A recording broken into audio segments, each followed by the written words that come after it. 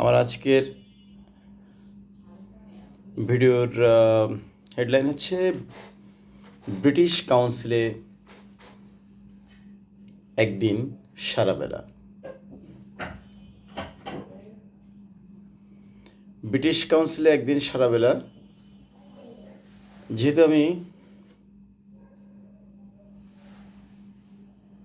লেখালেখি করি, পড়াশোনা করি,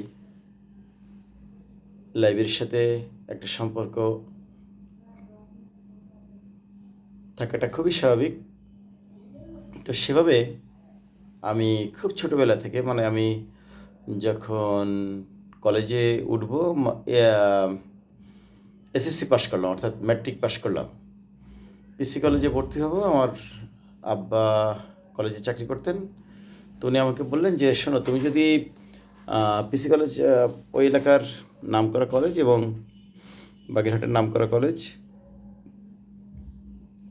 পিসি কলেজে চান্স পেতে গেলে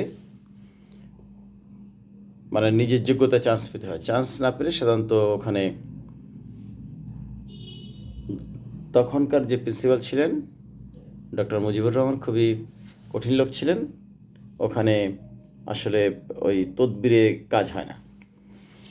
তো আমার আব্বা আমাকে বললেন ডেকে যে, তুমি যদি পিসি কলেজে পড়তে চাও তাহলে তোমাকে কিন্তু নিজের যোগ্যতায় ভর্তি হতে হবে। আমি কিন্তু তোমার ব্যাপারে কোনো সুপারিশ করতে পারবো না।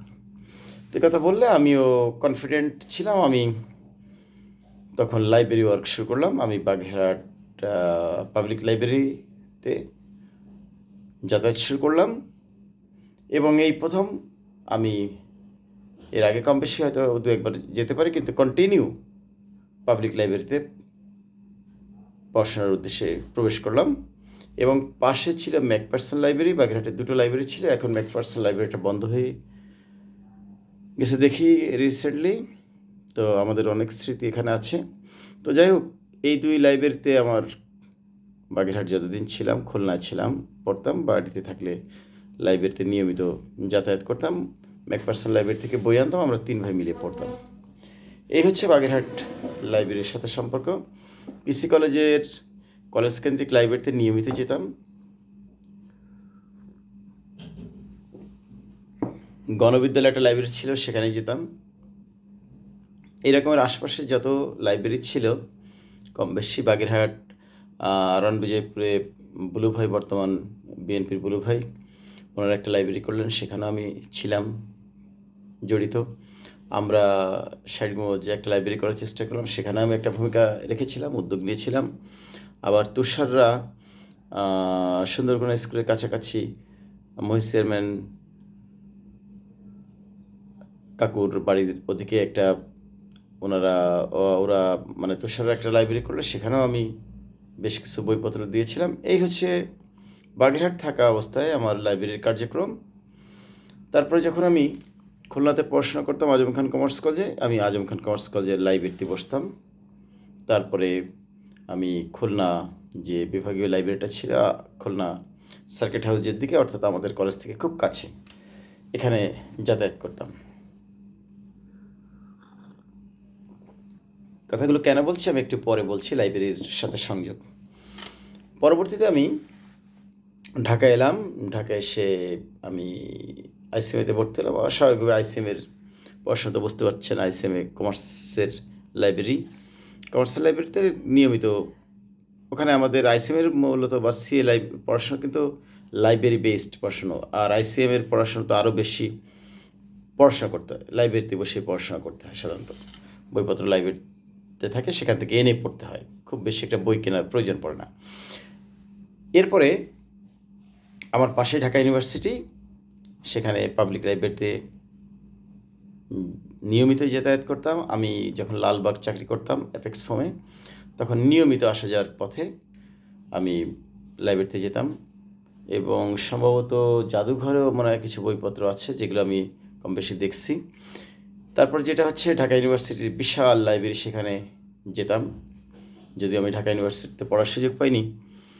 এরপরে বিশ্ব সাহিত্য কেন্দ্রের যে লাইব্রেরি, সেখানে কম বেশি গিয়েছি। আবদুল্লাহ আবু সাইদ স্যারের সাথে বিশেষ সৌভাগ্য হয়েছে, আমি একবার তার ইন্টারভিউ নিয়েছিলাম।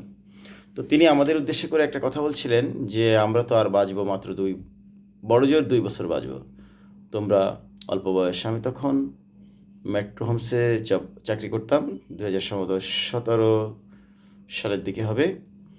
তো উনি বললেন যে তোমাদের হাতে অনেক সময়, তোমরা জীবনকে চ্যালেঞ্জ হিসেবে নাও, তোমাদের হাতে একটা পুরো জীবন পড়ে আছে, আমাদের হাতে তো সময় মাত্র হয়তো বড়জোর 2 বছর। তো যাই হোক, আল্লাহ ওনাকে এখনও বাঁচিয়ে রেখেছেন, আলহামদুলিল্লাহ। স্যারের খুবই, আমরা ওনার সরাসরি ছাত্র না হলেও ওনার ভিডিও দেখে দেখে মনে করি আমিও ওনার একজন ছাত্র। যাই হোক, এভাবে ঢাকা শহরে যত লাইব্রেরি আছে, যেখানে লাইব্রেরি দেখেছি সেখানে কম বেশি গেছি। সেদিন কৃষি খামার বাড়ি, মানে খামার বাড়ি, যেটা খামার বাড়িতে ঢুকলাম, ঢুকে তাদের লাইব্রেরিতে প্রবেশ করলাম এবং বেশ কিছু সময় সেখানে থাকলাম। আমাকে কিছু লিফলেট এবং বইপত্র দিয়ে সহযোগিতা করা হলো। কেন দিল? তার কারণ হচ্ছে আমি নারকেল গাছ নিয়ে একটা গবেষণা করছি। আমি যেহেতু গবেষণা করতে হয় বিভিন্ন রকমের, সেভাবে আরও অনেক লাইব্রেরিতে গেছি, যেমন লালবাগের কেল্লা জাদুঘরের যে বইপত্র অ্যানসেন্ট মনুমেন্টের পরে, সেখানে আমি বসার সুযোগ পেয়েছি। এভাবেই কোনো একদিন হঠাৎ করে আমি সিদ্ধান্ত নিলাম যে আমি ব্রিটিশ কাউন্সিলে একদিন সারাদিন আমি থাকবো। সকালবেলায় যাব এবং মানে একটু রিল্যাক্স মোডে, মানুষ ভ্রমণের জন্য যায় না বাইরে, যে আমরা সারাদিন একটা জায়গায় যাব, পিকনিক করব বা একটু রিল্যাক্স মোডে থাকবো, বিনোদন করব। কিন্তু আমি সিদ্ধান্ত নিলাম যে আমি ফুলার রোডেও, যে ঢাকা ইউনিভার্সিটির সাথে ব্রিটিশ কাউন্সিল, আমি সকালে প্রবেশ করব। পড়াশোনা করাটা বড় কথা না, আমি ব্রিটিশ লাইব্রেরিতে সময় দেব বা ব্রিটিশ কাউন্সিলে সময় দেব। এভাবে আমি দুপুরবেলায় যখন লাঞ্চের সময় হলো, আমি খেতে বসলাম। আমি ওখানে মানে টাকা পেমেন্ট করে সম্ভবত খাবারটা নিতে হয়। তো আমি দেখলাম যে বেশ এক্সপেন্সিভ, একটা লাইব্রেরির খাবারটা আর একটু কম হলে ভালো হয়, কারণ যারা পড়াশোনা করতে যান সবাই তো বড়লোক নন। তো যাই হোক, এরপরে আমি দুপুরে খাবার খেলাম, সম্ভবত একটা চিকেন খেয়েছিলাম অথবা গরু মাংস এবং একটা কফি। এই ছিল আমার দুপুরের খাবার। বিকেল পর্যন্ত ছিলাম। এখন আরেকটা লাইব্রেরির কথা বলি। আমি মেহেরবা প্লাজা বা আপনার ওই পল্টন মোড় থেকে একটু সামনে যে বিল্ডিংয়ে রিজাউল করিম স্যারের চেম্বার ছিল, ওইখানে কিন্তু ওই ওই ওই ফ্লোরে বা একটা দুটো নিচের ফ্লোরে ব্যারিস্টার হুদা, মানে বিএনপির যিনি নামকরা, পরবর্তীতে উনি বিএনপি থেকে বেরিয়ে যান, বিএনএফ মানে মেবি উনি করছিলেন, তো ওনার চেম্বার ছিল, ওখানে আমি সাংবাদিকতা করতাম একটা অফিসে। তো সেভাবে আমি পরবর্তীতে ডক্টর নাজনীন ম্যাডামদের অফিস, ওনার হাজব্যান্ডের অফিসে আমি জয়েন করি। ওনাদের একটা বিশাল লাইব্রেরি আছে, ক্যাম্পাস পত্রিকা। যাই হোক, ক্যাম্পাসের সাথে আরও সামাজিক কাজ আছে, এনজিও ফরম্যাটের কাজ, ওখানে আমি জয়েন করি। তো আমি সম্ভবত 3 দিন জব করি ওটায়। ওখানে একটা লাইব্রেরি ছিল। তো কম বেশি বিভিন্ন জায়গায় লাইব্রেরিতে প্রবেশ করার একটা অভিজ্ঞতা আমার আছে। তো সেভাবে আমি যেহেতু পড়াশোনার সাথে বা লেখালেখির সাথে বা গবেষণামূলক কাজের সাথে বা এনজিও ফরম্যাটের কাজের সাথে জড়িত, সরি একটু চা খেয়ে নিই, জড়িত থাকার কারণে বিভিন্নমুখী পড়াশোনার দরকার হয়। কখনো কখনো কোনো বই খুঁজতে খুঁজতে অনেক জায়গায় যেতে হয়। সেভাবে একদিন ব্রিটিশ কাউন্সিলে আমার যাওয়া হয়েছিল। সম্ভবত আমার মেয়েটার রূপা তখন একটু ছোট, মনে মনে সিদ্ধান্ত নিলাম যে ও একটু বড় হোক, বড় হলে ওকে এখানে যে কিডস একটা প্রোগ্রাম আছে এখানে ভর্তি করে দেবো। কিন্তু পরবর্তীতে আমি আরামবাগ থেকে দক্ষিণ বনশ্রীতে, মানে একটা বিরাট ডিস্ট্যান্ট হয়ে যায় বিধায় রূপারে আর ওখানে দিতে পারলাম না। তবে রূপা আমার বড় মেয়ে, যে এখন ইন্টারমিডিয়েট, কালকে ওর লাস্ট ক্লাস, সায়েন্সে পড়ে, খিলগাঁও গার্লস স্কুল। এটা হচ্ছে মূলত ঢাকার যে আইডিয়াল স্কুল অ্যান্ড কলেজ, এখানে যারা চান্স না পায় মূলত তারা এসব কলেজে যায়। মানে ফার্স্ট ক্লাস যে কলেজগুলো, যেমন ভিকারুন্নিসা নুন, তারপরে ওই যে আইডিয়াল কলেজ, এর পরপর যে কলেজগুলো সেগুলো হচ্ছে মূলত এটা। তো যাই হোক, তো রূপার ক্যারিয়ার হচ্ছে, ওকে আমি 1 2 3 4 পর্যন্ত আমি ওরে ইংলিশ মিডিয়ামে পড়িয়েছি। আরামবাগ থাকা অবস্থায় ইংলিশ মিডিয়ামে পড়ানোর পরে আমি ওকে নিয়ে আসলাম দক্ষিণ বনশ্রী। এখানে এসে আসলে আর ইংলিশ মিডিয়াম স্কুল পেলাম না, বিধায় ওকে বাধ্যতামূলক নভেলটি স্কুল অ্যান্ড কলেজে ভর্তি করছিলাম ক্লাস 5-এ বাংলা মিডিয়ামে। এবং তখন ও বাংলায় লিখতে পড়তে কোনো কিছুই পারতো না, খুবই সমস্যা হতো। এবং পরবর্তীতে ও ধীরে ধীরে গ্র্যাজুয়ালি ও ডেভেলপ করছে বাংলায়। যাই হোক, পরবর্তীতে আমার বাকি ছেলে দুটোকেও নভেলটি স্কুল অ্যান্ড কলেজে ওদের বাংলা মিডিয়ামে ভর্তি করতেছি।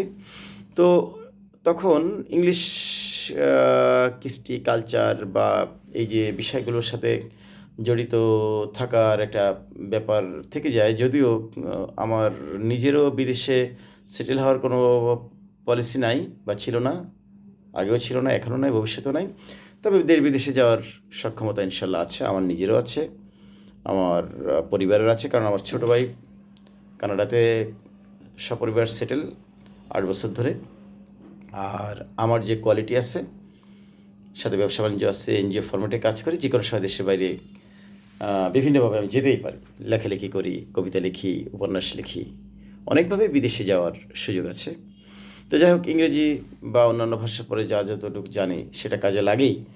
তো ব্রিটিশ কাউন্সিলের মূল গল্পটা বলার কারণ হচ্ছে, আমি আমার বাচ্চাদের ওদের পরীক্ষা হয়ে গিয়ে, ছোটোটা মেজো যে ছেলেটা রোহান, মানে মেজো ছেলে হিসেবে এসে বড়, দুটো ছেলে, এবং আরাফ ক্লাস 3 থেকে 4-এ উঠলো, আর বড় ছেলেটা ক্লাস 6 থেকে 7-এ উঠলো। ওদেরকে পরীক্ষা যেদিন শেষ হয়ে যায়, ওদেরকে বলছে যে তোমাদের বেড়াতে নিয়ে যাবো। তাহলে কোথায় বেড়াতে নিয়ে যাব? তোমাদেরকে বেড়াতে নিয়ে যাবো ব্রিটিশ কাউন্সিলে। তখন ওরা খুবই উৎসাহী যে ব্রিটিশ কাউন্সিলে যাচ্ছি আমরা। তো ব্রিটিশ কাউন্সিলে আমরা কেন যাব, এটা তোরা বুঝতে পারছে যে ইংলিশের ওখানে চর্চা হয়। কিন্তু ওদেরকে বলছি যে আমরা এখানে সকালবেলা যাব, আমরা দুপুরে সবাই মিলে এখানে দুপুরে লাঞ্চ করব, এবং বিকেলবেলায় আমরা ঢাকা ইউনিভার্সিটিতে ঘুরবো, পাশে আইসিএম ভবন। মানে সারাদিন আমরা ফ্যামিলি ট্যুরে যাব। ফ্যামিলি ট্যুরে বিভিন্নভাবে যাওয়া যায়, বিভিন্ন রকমের প্রোগ্রাম করা যায়। আমি প্রোগ্রাম করলাম যে আমার বাচ্চাদের নিয়ে আমি ব্রিটিশ কাউন্সিলে একদিন সময় দেব, যদি ওদের জ্ঞানের পরিধি বাড়ার যে অনুপ্রেরণা বা স্পৃহা বাড়ে, এটাই। ধন্যবাদ আপনাদের, ভালো থাকবেন।